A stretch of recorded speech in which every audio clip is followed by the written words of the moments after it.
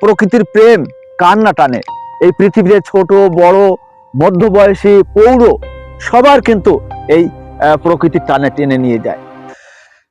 সম্মানিত বন্ধুরা, আমরা কিন্তু আজকে হলুদ বাগানে এসেছি, কোনো খেলার মাঠে নয়।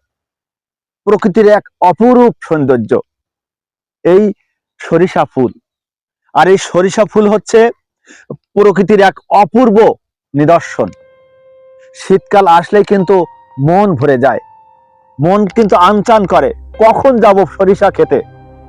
কিন্তু আমি কিন্তু বেশ 2 মাস যাবত আমি আসতে পারিনি এই অঞ্চলে। আমি মনে করছিলাম সরিষা ফুল হয়তো হারিয়ে গেছে।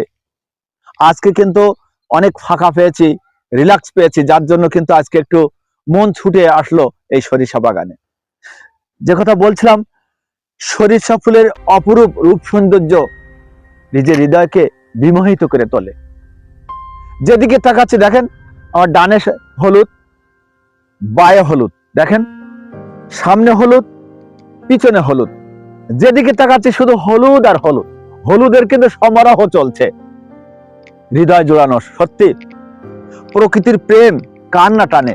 এই পৃথিবীতে ছোট বড় মধ্যবয়সী পৌর সবার কিন্তু এই প্রকৃতির টানে টেনে নিয়ে যায়। আমিও এসেছি আপনাদের সৌন্দর্য উপভোগ করতে। দেখেন এর সৌন্দর্য, এর প্রতিটি পরতে পরতে সৌন্দর্য, পাতায় পাতায় সৌন্দর্য। দেখেন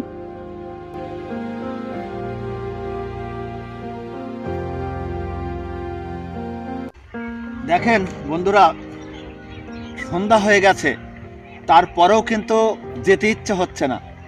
প্রকৃতির টান একেবারে বিমোহিত হয়ে গেছি। হ্যাঁ, অপূর্ব এই ছোট্ট ছোট্ট সৌন্দর্য কিন্তু হৃদয়ের কিন্তু মন কেড়ে যায়।